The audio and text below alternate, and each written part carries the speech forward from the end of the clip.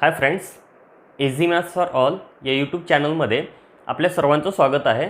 मित्रांनो, इयत्ता 10वीचं आपण लिनियर इक्वेशन्स इन 2 व्हेरिएबलची एक्झरसाइज पाहिलो. त्यामध्ये आपण 1.1 पासून प्रॅक्टिस सेट 1.4 पर्यंत एक्झरसाइज इव्हॅल्युएट केलेल्या आहेत, सॉल्व्ह केलेल्या आहेत.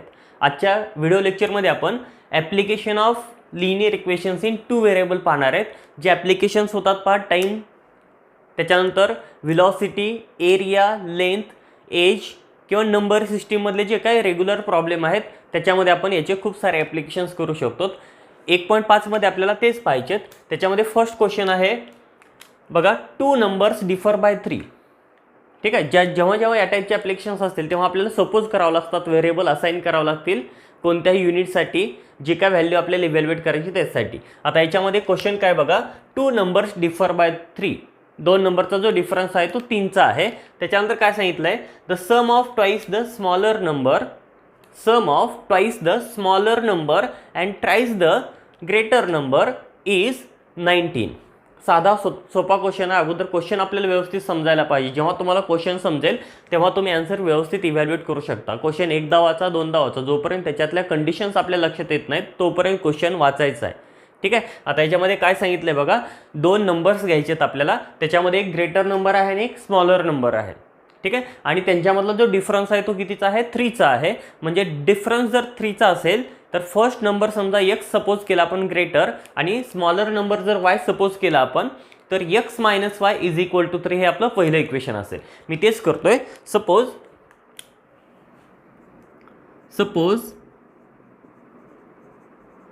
x be the greater number,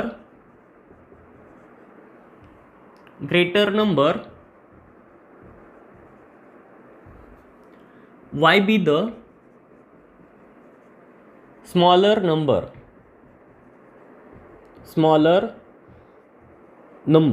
ठीक आहे. आपण सपोज केलेत फक्त ग्रेटर नंबर x आहे आणि स्मॉलर नंबर y आहे. याच्यानंतर bye given condition, first condition काय सांगते बघा, देन 2 नंबर्स डिफर बाय 3. त्या दोघांचा जो डिफरन्स आहे तो 3चा आहे. पॉझिटिव्ह 3 आहे, म्हणजे मोठ्यामधून छोटा नंबर मायनस करावा लागेल. बाय फर्स्ट कंडिशन, मोठा आहे x, ग्रेटर नंबर आहे x मायनस स्मॉलर नंबर आहे y, यांच्यातला जो डिफरन्स आहे तो कितीचा असेल, 3चा असेल. हे असेल इक्वेशन नंबर 1. ठीक आहे. आता सेकंड कंडिशन काय सांगितले बघा, बाय सेकंड कंडिशन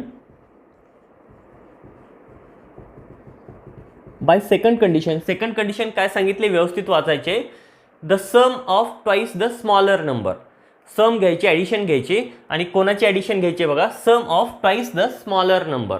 स्मॉलर नंबरची जी दुप्पट आहे ती, म्हणजे मी ॲडिशन तर घेणार आहे. आता कोणाकोणाची घ्यायची बघा, sum of twice the smaller number. Twice the smaller number आहे वायचे दुप्पट. ठीक आहे. अँड ट्राइस द ग्रेटर नंबरची तिप्पट घ्यायची. इथं असेल 3y. बघा आता, sum of twice the smaller number and thrice the greater number, इथं असेल 3x. Greater number is 3x. ठीक आहे. इज इक्वल टू किंवा इज 19 सांगितलेले आहे. आता कंडिशन आणखीन एकदा वाचून आपण हा जो रिझल्ट आहे तो बघू शकतो पहा. Sum of twice the smaller number and thrice the greater number is 19. हे असेल इक्वेशन नंबर 2. या टाईपमध्ये आपण 2 कंडिशनवरून 2 इक्वेशन्स इव्हॅल्युएट केलेले आहेत. आणि काढायचं काय, फाइंड द नंबर्स, म्हणजे ग्रेटर नंबर कोणता आहे आणि स्मॉलर नंबर कोणता आहे ते नंबर्स आपल्याला इव्हॅल्युएट करायचे. बघा, आपल्याकडे 2 इक्वेशन्स आलेले आहेत आणि ते दोन्ही इक्वेशन्स आपण क्रॅमर्सनं सोडवू शकतो किंवा बाय युझिंग कोएफिशिएंट मेथडनं सोडवू शकतो. आपण आपल्या मनाने सोडवूयात. बघा, मी जर इक्वेशन नंबर 1ला 2 मल्टिप्लाय केलं तर वायचे जे कोएफिशिएंट आहे ते सारखे असतील आणि दोघांचे आपण ॲडिशन तेव्हा घेऊ शकतो. तेच लिहितोय मी. मल्टिप्लाय इक्वेशन 1 बाय इक्वेशन 1ला 2 मल्टिप्लाय करतोय by 2 and add in equation number 2. ठीक आहे. इक्वेशन नंबर 1ला 2 मल्टिप्लाय करायचं आणि या इक्वेशन नंबर 2मध्ये ॲड करायचं आहे. तेच करूयात आपण. बघा, फर्स्टला 2 मल्टिप्लाय करतो, काय येतं, 2x minus 2y is equal to 2x minus 2y is equal to असेल 6. आणि हे ॲड करायचं इक्वेशन नंबर 2मध्ये 3x + 2y is equal to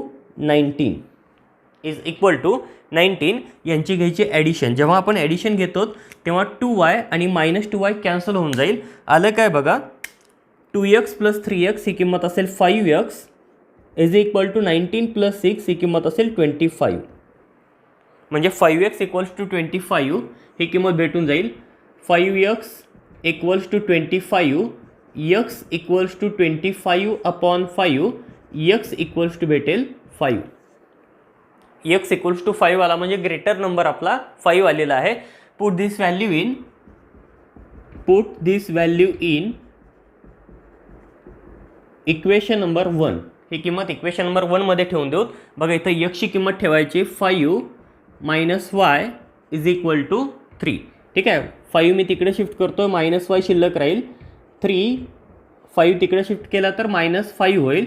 म्हणजे -y = -2, y = 2. म्हणजे ग्रेटर नंबर आपला 5 असेल आणि स्मॉलर नंबर आपला 2 असेल. या दोघांचा डिफरन्स आपण पाहू शकतो 3 आहे आणि दुसरी कंडिशन पण सॅटिस्फाय होते.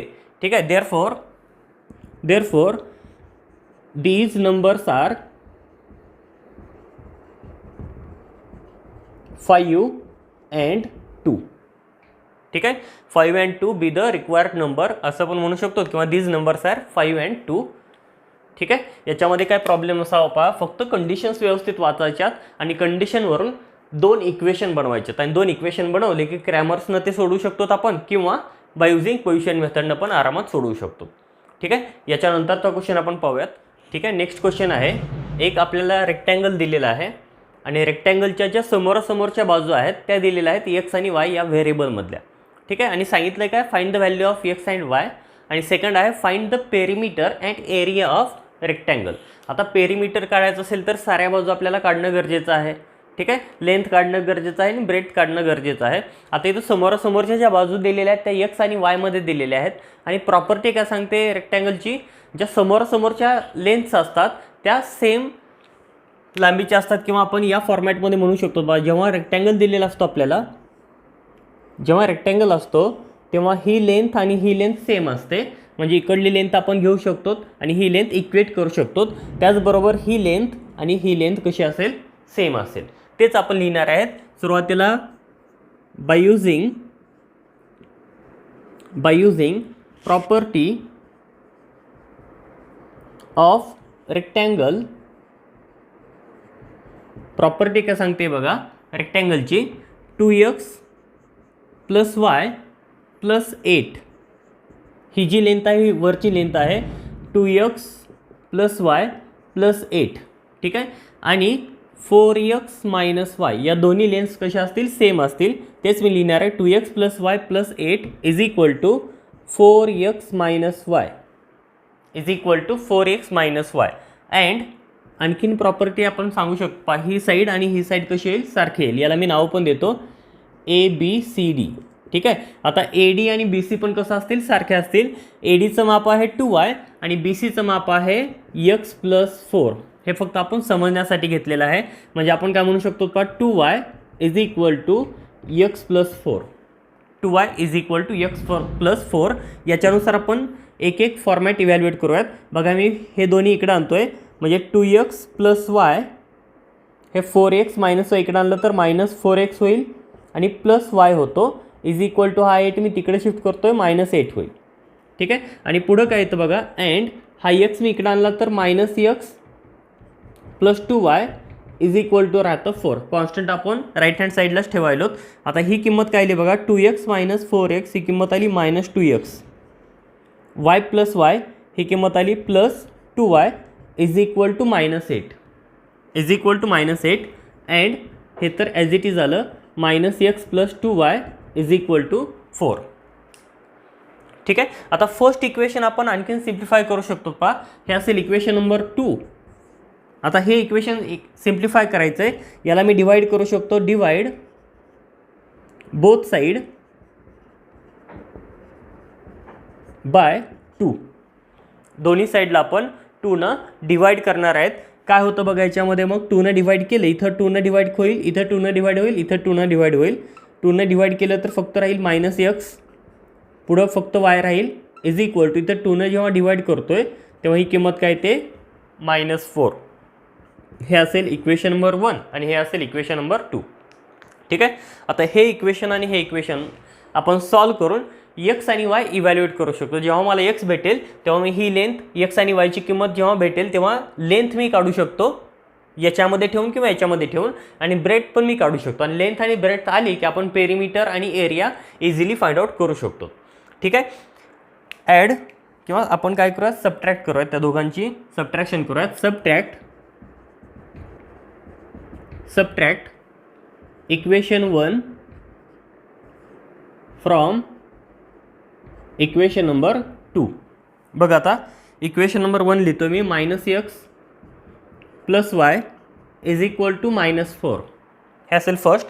आणि सेकंड असेल -x + 2y is equal to +4. Subtraction घ्यायचे म्हणजे साऱ्यांचे साईन चेंज होतील. हे दोन्ही झाले कॅन्सल. काय आलं बघा, y - 2y. ठीक आहे. y - 2y ची किंमत असेल -y, -4 असेल -8, म्हणजेच y इक्वल्स टू आलं 8. y इक्वल्स टू काय असेल, 8 असेल. त्याच्यानंतर पुढं ही किंमत आपण इक्वेशन नंबर 1 मध्ये ठेवून देऊयात. Put in equation number 1.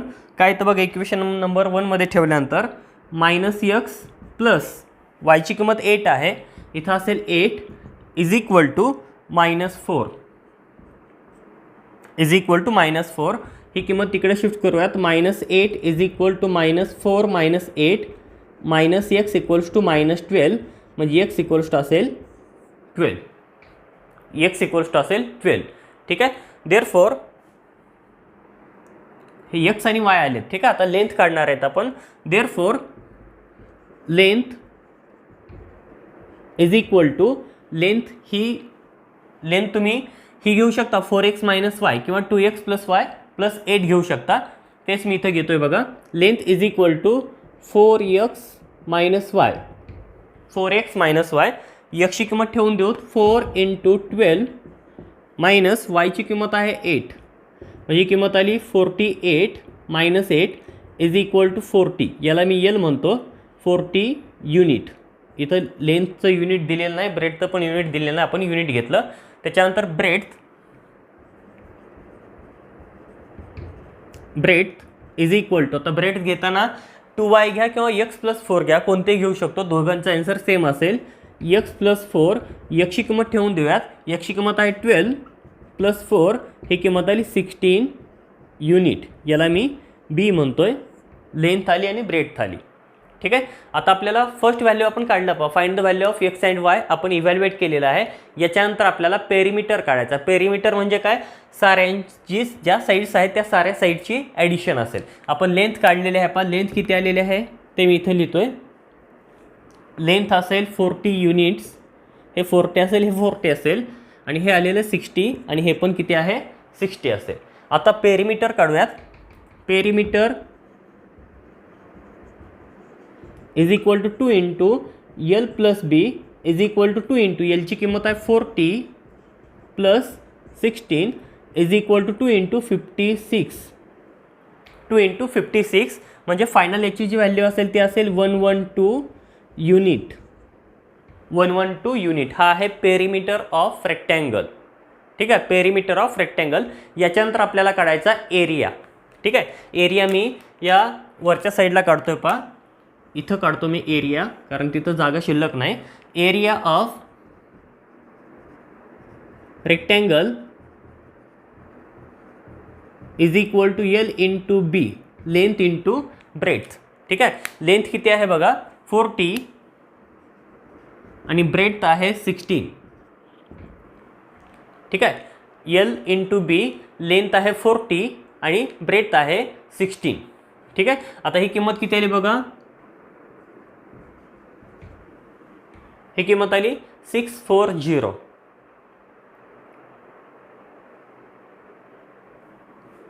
640 square unit हे असेल याचं फायनल ॲन्सर.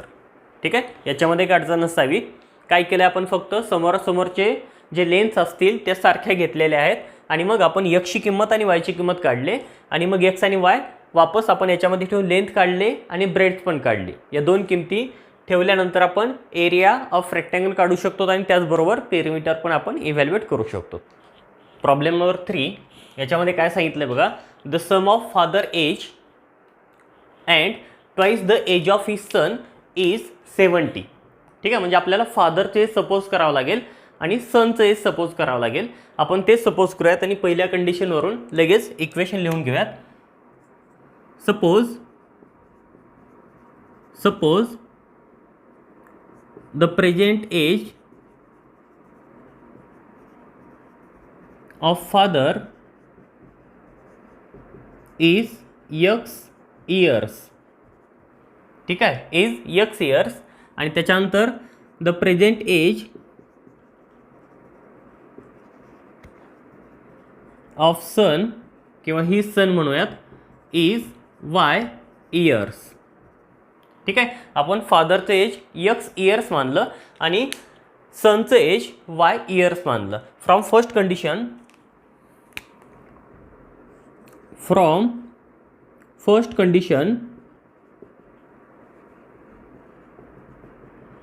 कंडिशन काय सांगितले बघा, the sum of father's age and twice the age of his son. म्हणजे sum of father's age and twice the age of his son, म्हणजे याची twice करायचे 2y. हे किंमत किती आहे, इज 70 आहे. हे असेल इक्वेशन नंबर 1. पहिल्या कंडिशनवर आपण हे इक्वेशन बनवलं आहे. आता त्याच्यानंतर सेकंड कंडिशन म्हणूयात. फ्रॉम सेकंड कंडिशन काय सांगते बघा, if we double the age of the father and add in to the age of his son. काय करायचं आहे, डबल करायचे फादरची एज, आपण तेच केलं 2x आणि ॲड करायचं add in to the age of son. Age of son आहे y, 2x plus y we get 95. हे असेल इक्वेशन नंबर 2. आता इक्वेशन नंबर 1 आणि इक्वेशन नंबर 2 इझिली सॉल्व करता येतील आणि इझिली सॉल्व केल्यानंतर आपण एक्सची किंमत आणि वायची किंमत काढू शकतो. म्हणजे present age of father and present age of son evaluate करू शकतो. कोइफिशियंट मेथडनं सॉल्व करूयात. कसं सॉल्व करायचं बघा, मल्टिप्लाय करूयात इक्वेशन 1ला 2नं, म्हणजे 2x आणि हा 2x तयार होईल आणि दोघांचं सबट्रॅक्शन घेऊयात. Multiply equation 1 by 2 and subtract from equation number 2. ठीक आहे, मल्टिप्लाय करूयात आणि सबट्रॅक्शन घेऊयात. काय इथं बघा, 2x प्लस इथं होईल 4y इज इक्वल टू हे होतं 140. ठीक आहे, आणि हे तर ॲज इट इज असेल 2x plus y is equal to 95. Subtraction घ्यायची, साऱ्यांचे साईन चेंज होतील. 2x minus 2x get cancel, 4y minus y 3y is equal to 140 minus 95. ही किंमत असेल 45. म्हणजेच y इक्वल्स टू काय आलं बघा, y equals to 45/3 y equals to 15.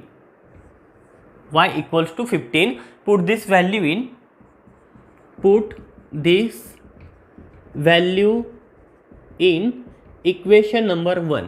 ही किंमत आपण इक्वेशन नंबर 1 मध्ये ठेवूयात. काय येतं बघा, x प्लस 2y आहे, म्हणजे 2 into 15 is equal to 70. x plus 30 is equal to 70. x equals to 70 minus 30, x equals to 40. म्हणजे एक्सची किंमत 40 आली, म्हणजेच काय, फादर्सचं एज असेल 40 इयर्स आणि वायची किंमत 15 आली, म्हणजे एज ऑफ सन असेल 15 इयर्स. शेवटी आपण लिहू शकतो therefore present age of father is 40 years and present age of his son is 15 years. 15 years. ठीक आहे, या वेळेला आपण हे इव्हॅल्युएट करू शकतो. फक्त सपोज करायचं आहे एक्स फादर्स एज आणि वाय हे सनचं एज, आणि दिलेल्या कंडिशनवरून आपण दोन इक्वेशन्स इव्हॅल्युएट. क्वेश्चन नंबर 4 हा क्वेश्चन आहे पहा, डिनॉमिनेटर ऑफ फ्रॅक्शन, म्हणजे एक फ्रॅक्शन आहे, त्याचा जो डिनॉमिनेटर आहे आणि त्याचा जो न्यूमरेटर आहे त्यांच्यामधलं रिलेशन आपल्याला इथं दिलेलं आहे. बघा, denominator of a fraction is 4 more than twice its numerator. आता ही पहिली कंडिशन आहे, म्हणजे आपल्याला अगोदर फ्रॅक्शन सपोज करावं लागेल आणि मग त्याच्यानंतर पहिल्या कंडिशनवरून एक इक्वेशन घ्यावं लागेल. सेकंड कंडिशन काय सांगते, डिनॉमिनेटर बिकम्स 12 टाइम्स. कधी, the numerator if both the numerator and denominator are reduce by 6. म्हणजे दोन्ही जेव्हा 6 कमी करू तेव्हा डिनॉमिनेटर हा 12 पट येतो न्यूमरेटरपेक्षा. ठीक आहे, हे सेकंड कंडिशन असेल, याच्यावरून आपण तो फ्रॅक्शन इव्हॅल्युएट करू शकतो. बघा, मी लिहितोय अगोदर, सपोज करतो numerator is x and denominator is why, आणि तो जो फ्रॅक्शन असेल तो असेल आपला एक्स अपॉन वायचा फॉर्मॅट. त्याच्यामध्ये न्यूमरेटर आहे एक्स आणि वाय आहे denominator. Suppose numerator of fraction is x and denominator of fraction is y. Numerator घेतला x आणि डिनॉमिनेटर घेतला y. आता पहिली कंडिशन फ्रॉम फर्स्ट कंडिशन. आता पहिली कंडिशन काय सांगते बघा, denominator of a fraction is 4 more than twice its numerator. म्हणजे याचा जो डिनॉमिनेटर आहे तो काय आहे बघा, डिनॉमिनेटर ऑफ फ्रॅक्शन इज म्हणलं की इक्वल टू असेल 4 more than म्हणलं की 4 प्लस ट्वाईस इट्स न्यूमरेटर, म्हणजे न्यूमरेटरची दुप्पट, आणि त्याच्यामध्ये 4 ॲड केलं तर आपल्याला काय भेटून जाईल, डिनॉमिनेटर भेटून जाईल. हीच कंडिशन मी या फॉर्मॅटमध्ये पण लिहू शकतो पहा, denominator is equal to 4 times 4, denominator is equal to 4 more than the twice of its numerator. या टाईपमध्ये पण लिहिता येईल, d equals to d म्हणजे denominator is equal to 4 plus 2 into numerator. किंवा मी ही कंडिशन अगोदर लिहितो आणि मग ही कंडिशन लिहितो. From first condition denominator is equal to 4 more than twice its numerator. ठीक आहे, आता याच्यामध्ये व्हॅल्यूज ठेवा. डिनॉमिनेटर आहे आपला y is equal to 4 plus 2 into असेल x. आता हा 2x मी लेफ्ट हँड साईडला शिफ्ट करतोय, तर minus 2x plus y is equal to 4 हे असेल फर्स्ट इक्वेशन, जे की पहिल्या कंडिशनवरून आपण घेऊ शकतो. याच्यानंतर फ्रॉम सेकंड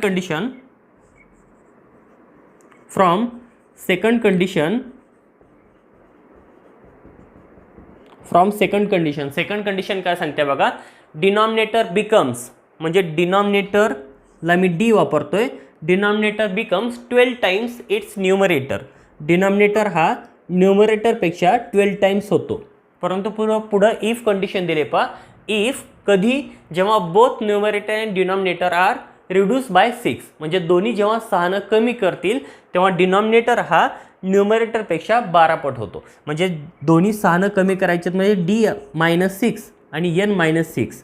आत्ता आपण सांगू शकतो पहा, डिनॉमिनेटर हा न्यूमरेटरपेक्षा 12 किंवा डिनॉमिनेटर हा न्यूमरेटरच्या 12 पट होतो. ठीक आहे, परंतु कधी, जेव्हा दोन्ही रिड्यूस करतील 6. आता हे फक्त व्यवस्थित लिहून घेऊयात आपण. डीची किंमत आहे, मग डिनॉमिनेटर आहे y -6 is equal to 12 into numerator आहे x -6. ठीक आहे, हे कॅल्क्युलेशन करून घेऊयात. y -6 is equal to 12x -72. 12x -72. हा जो 12x आहे तो मी लेफ्ट हँड साईडला शिफ्ट करतो आणि जे कॉन्स्टंट आहेत ते मी राईट हँड साईडलाच ठेवतोय. ठीक आहे, बघा आता हा 12x इकडे आणला तर -12x होईल, Y as it is plus y as it is राहील आणि इकडं -72 आणि हा जो +6 आहे तो राईट हँड साईडला शिफ्ट केला, सॉरी हा जो -6 आहे हा -6 राईट हँड साईडला शिफ्ट केला तर काय होतो, +6 होतो. म्हणजेच -12x + y is equal to -12x + y is equal to ही किंमत येते -66. हे असेल इक्वेशन नंबर 2. हे असेल इक्वेशन नंबर 2. आता इक्वेशन नंबर 1 आणि इक्वेशन नंबर 2 आपण कोएफिशियंट मेथडनं पण सॉल्व करू शकतो किंवा क्रॅमर्सनं पण सॉल्व करू शकतो. मी इथं कोएफिशियंट मेथडनं करतो कारण इथं जो वायचा कोएफिशियंट आहे पहिल्या इक्वेशनमध्ये 1 आहे, दुसऱ्यामध्ये पण 1 आहे. म्हणजे दोघांची जर आपण सबट्रॅक्शन घेतली तर आपल्याला हे इझिली फाइंड आउट करता येईल. Subtract equation 1 by equation number 2. ठीक आहे, सबट्रॅक्शन घेऊयात आपण. इक्वेशन नंबर 1 अगोदर लिहितो. -2x + y is equal to 4 आलेलं आहे. नेक्स्ट इक्वेशन आहे -12x + y is equal to -66.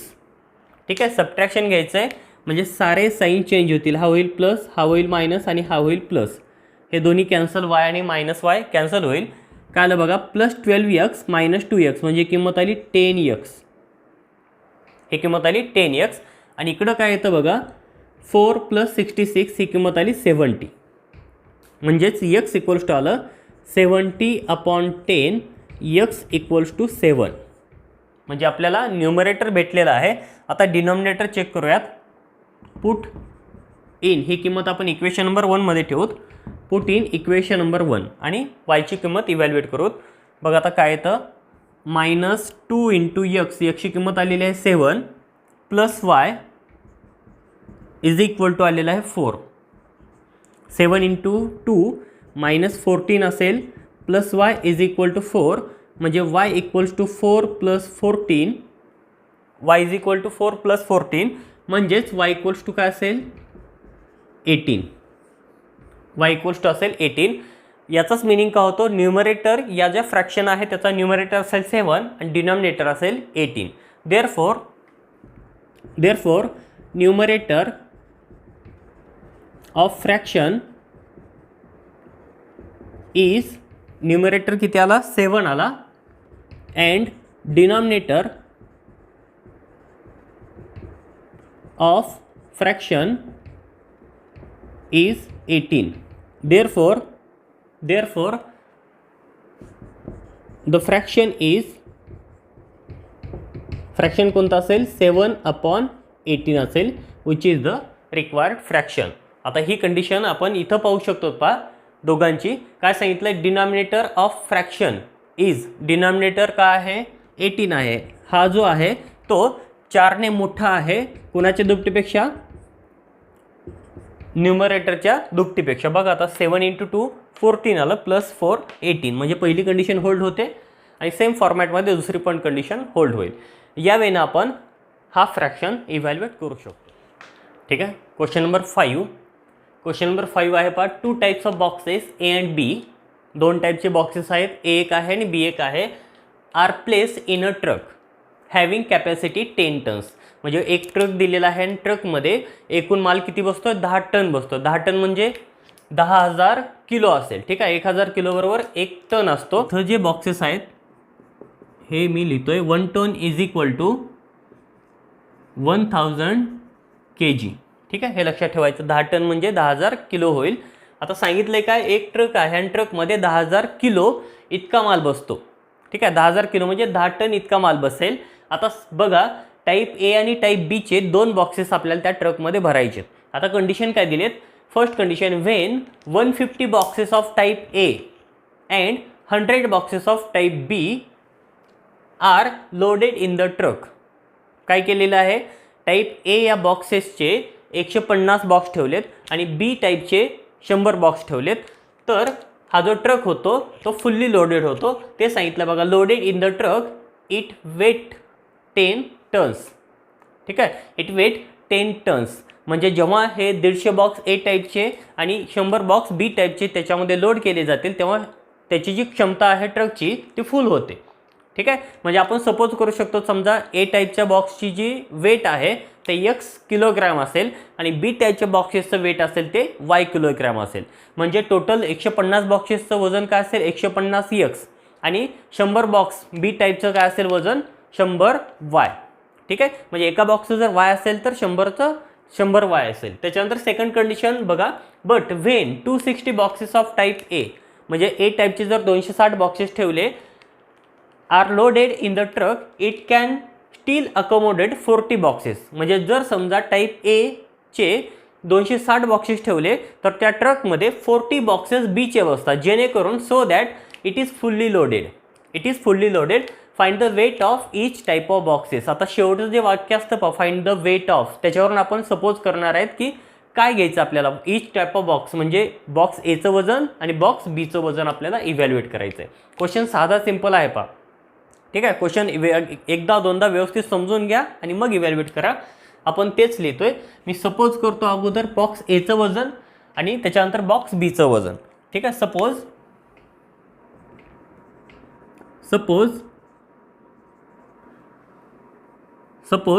Weight of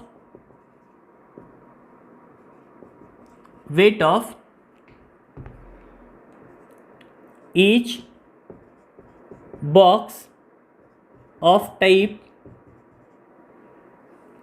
A is x kg. ठीक आहे. याच्यानंतर काय केलं बघा, weight of each box of type A is x kg and each box of type B is y kg. ठीक आहे. कारण वेट ऑफ आपण दोघांचं वेट लिहिलं, each box of type A is x kg आणि each type of box B is y kg. ठीक आहे. From first condition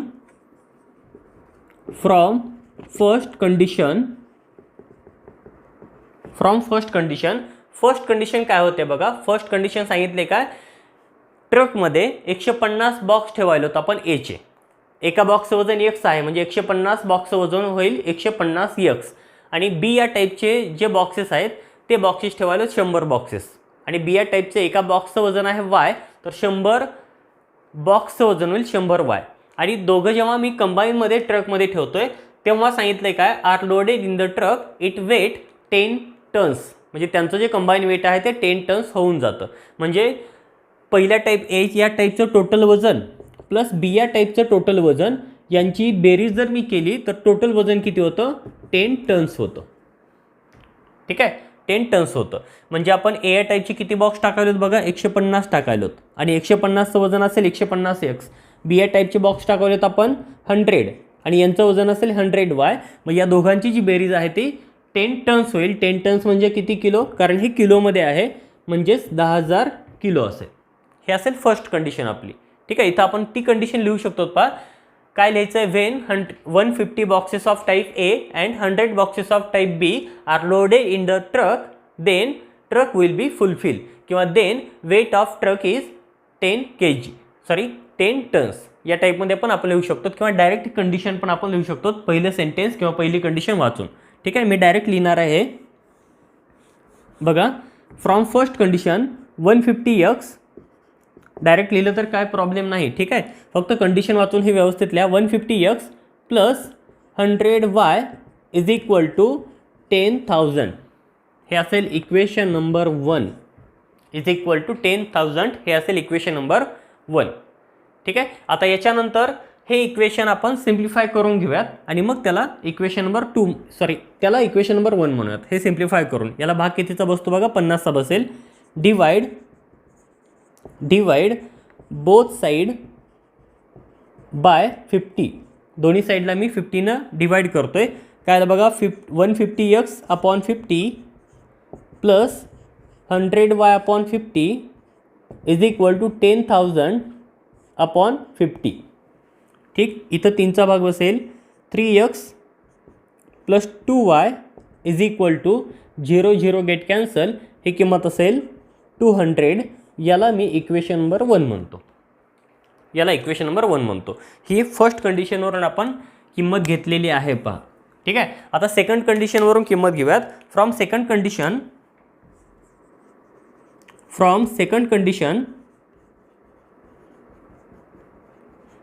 कंडिशनवरून काय घेता येते किंमत बघा. सेकंड कंडिशन काय सांगितले, but Wien 260 boxes of type ए, 260 बॉक्सेसचं एकूण वजन असेल 260x, 260 boxes of type A are loaded in the truck, it can still accommodate 40 boxes of type B. म्हणजे जेव्हा मी 260 बॉक्सेस त्याच्यात ठेवतो तेव्हा 40 बॉक्स ठेवण्यासाठी मला जागा शिल्लक राहते. आणि 40 बॉक्स कोणाचे, टाईप बी चे. म्हणजे तेच मी लिहितोय 40 बॉक्स असतील तर त्यांचं एकूण वजन असेल 40y. आणि तेव्हा ट्रकचं जे वजन आहे ते फुलफिल होतं. म्हणजेच ही पण किंमत किती असेल, 10 टन असेल, म्हणजेच 10,000 किलो असेल. हे पण किलोमध्ये आहे, हे पण किलोमध्ये आहे, म्हणून आपण हे पण किलोमध्ये घ्यायला होत. कारण जेव्हा मी इकडं किलोमध्ये घेईल तेव्हा इकडं टनमध्ये मी घेऊ शकत नाही. दोन्हीकडलं जे युनिट आहे ते सेम पाहिजे. आता हे पण आपण डिवाइड करून बघूयात. डिवाइड बोथ साइड बाय 20 ने भाग घालूत काय होतं बघा. इथं असेल 260x upon 20 plus 40y upon 20 is equal to 10,000 upon 20. ठीक. आता पुढं बघा 260 अपॉन 20, 0 0 गेट कॅन्सल, ही किंमत आली 13x. पुढं काय येतं बघा, 0 0 गेट कॅन्सल, 2 4 म्हणजे ही किंमत असेल 2y. ठीक आहे. 2 आणि हाफ वरचा 4 आहे, ही किंमत असेल 2y. 0 0 गेट कॅन्सल, ही किंमत असेल 500. कॅल्क्युलेशन चेक करू शकता. हे असेल इक्वेशन नंबर 2. इक्वेशन नंबर 1 आणि इक्वेशन नंबर 2 आता आपण इझिली फाइंड आउट करूयात, कॅल्क्युलेट करूयात. बघा आता इक्वेशन नंबर 1 मध्ये आणि इक्वेशन नंबर 2 मध्ये वायचा जो कोइफिशियंट आहे तो कोइफिशियंट सेम आलेला आहे. म्हणजे दोघांची जर आपण सबट्रॅक्शन केली तर आपल्याला आन्सर भेटून जाईल. Subtract equation number 2 from equation number 1. Equation number 2 from equation number 1. Equation number 1 लिहून घेतोय. 3x plus 2y, 3x plus 2y is equal to आला 200.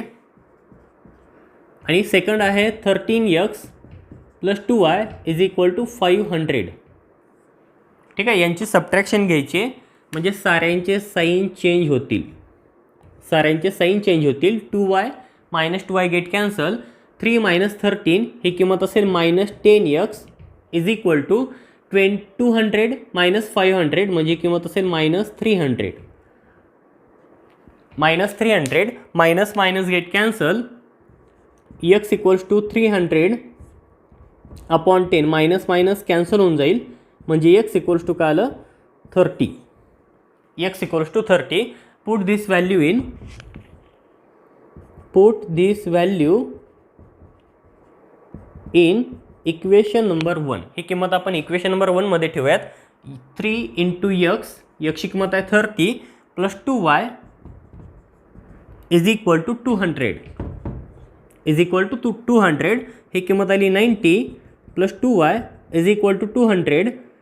2y is equal to 200 minus 90. 2y is equal to 110. म्हणजेच y equals to आला 55. y is equal to काय असेल 55. आता y काय आहे बघा, y आहे b या टाईपचं वेट आणि x काय आहे a या टाईपच्या बॉक्सचं वेट. शेवटी आपण फायनल आन्सर लिहू शकतो. Therefore weight of each box of type A is weight of each box of type A is x आहे, x म्हणजे 30 kg and weight of each box of type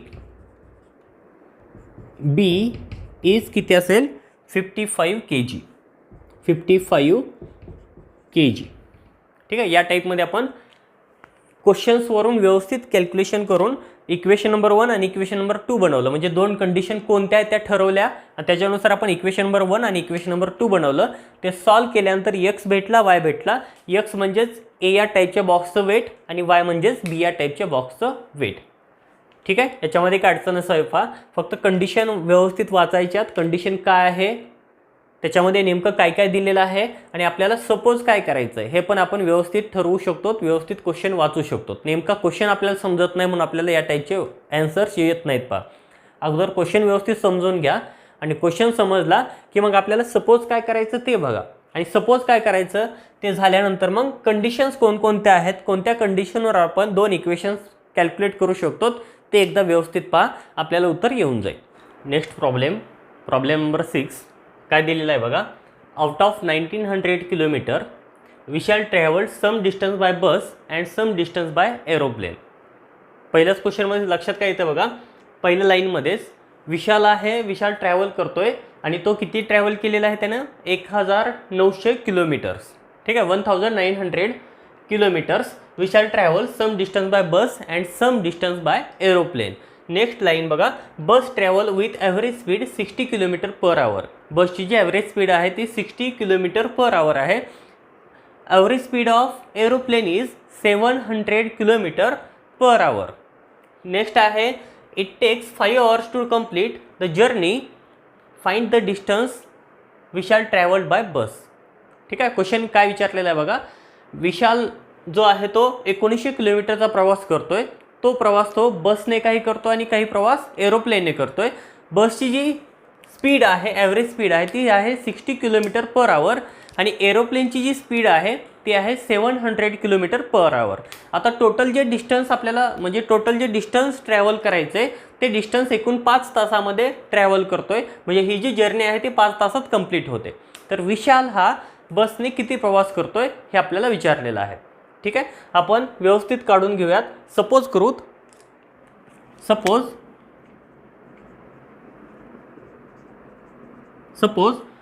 total distance आपण distance travel करणार आहे म्हणजे बसनं किती प्रवास केला आहे आणि एरोप्लेननं किती प्रवास केला आहे. म्हणजे बसचा प्रवास अधिक एरोप्लेनचा प्रवास म्हणजे 1900 किलोमीटर होऊन जाईल. ठीक आहे, suppose Vishal travel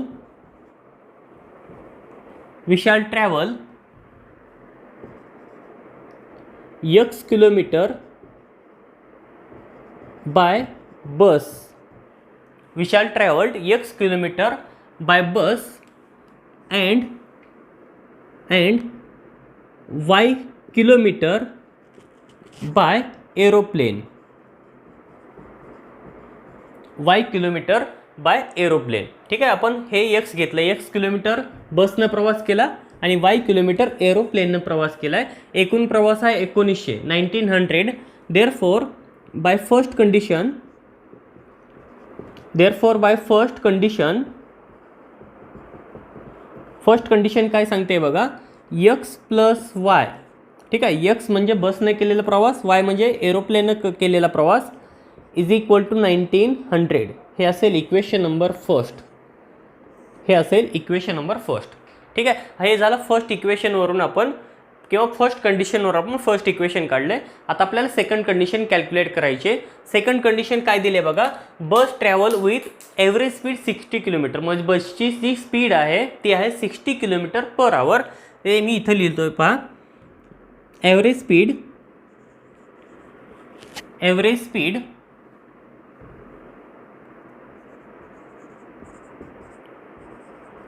of bus is equal to 60 kilometre per hour आणि त्याच्यानंतर average speed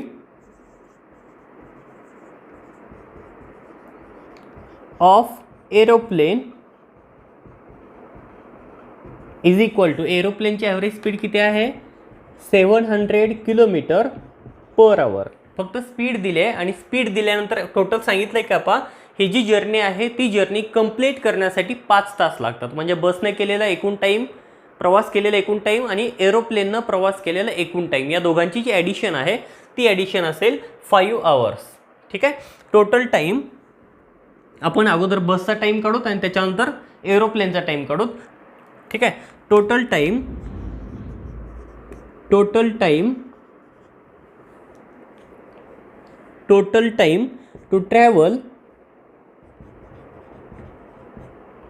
travel x kilometre by bus is, time काय असेल बघा, अगोदर आपण टाईमचा फॉर्म्युला लिहू. टाईम इक्वल्स टू असतो डिस्टन्स अपॉन स्पीड. ठीक आहे. Total time to travel x kilometre by bus, हा टाईम काढला तर आपण time equals to distance upon speed. या टाईमला मी म्हणतोय t इज इक्वल टू, ठीक आहे, t is equal to distance, t म्हणण्यापेक्षा t1 म्हणूयात कारण t2 पण आपल्याला काढायचं आहे. डिस्टन्स आहे x किलोमीटर आणि स्पीड किती आहे बघा बसची, ही आहे 60, x अपॉन 60. आता सेम फॉर्मॅट आपल्याला एरोप्लेनसाठी काढायचं आहे. Total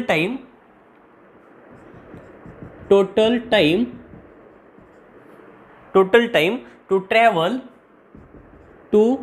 travel y kilometre by aeroplane is, same टाईमचा फॉर्म्युला असेल time is equal to distance upon speed. याला मी टाईम t2 म्हणतोय, इज इक्वल टू, इथं डिस्टन्स असेल y आणि स्पीड आहे इथं 700. ठीक आहे. आता टोटल टाईम, बसचा टाईम आणि एरोप्लेनचा टाईम, या दोघांची जर ॲडिशन केली तर एकूण प्रवास किती तासाचा होतो, 5 तासाचा होतो. Therefore by using second condition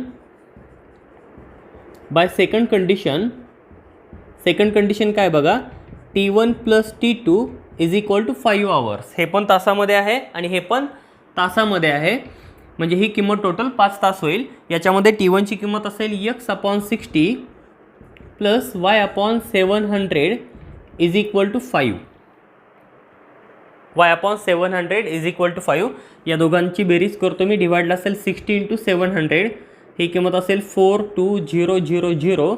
वर येतं 700x plus 60y is equal to 5. म्हणजे फायनली असेल 700x plus 60y is equal to 5 into 42000.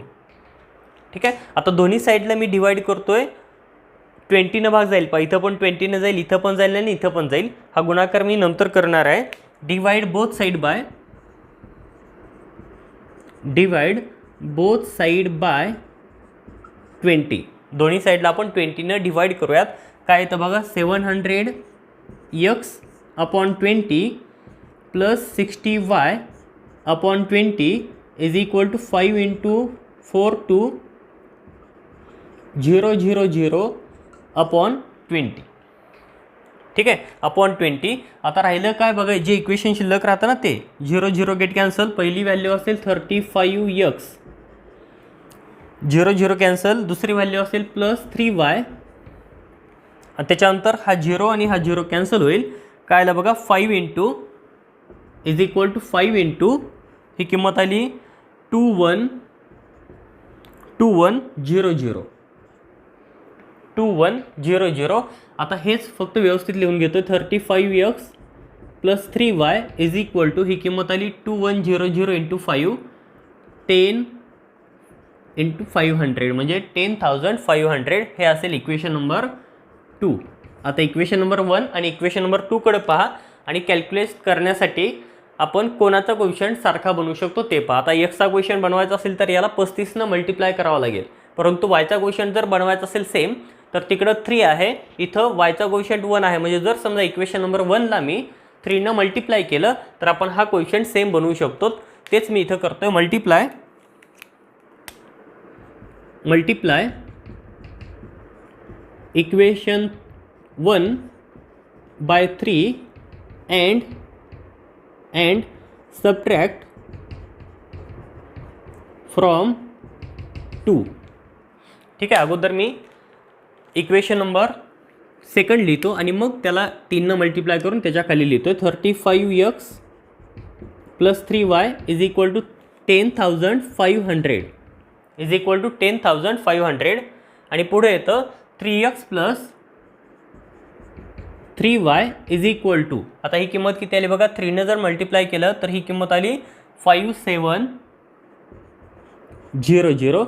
यांचं घ्यायचं आपल्याला सबट्रॅक्शन.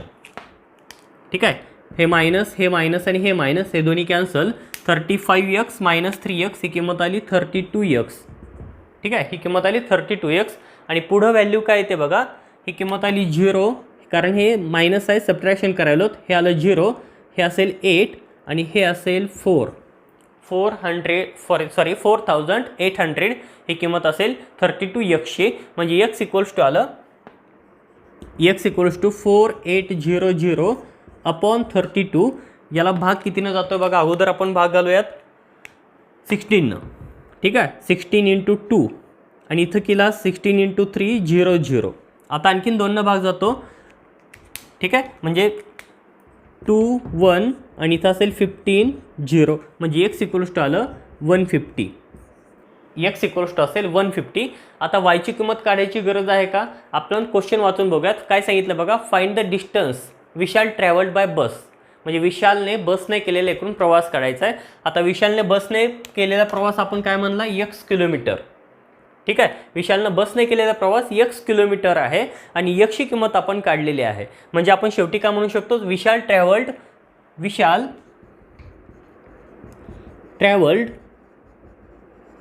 150 किलोमीटर.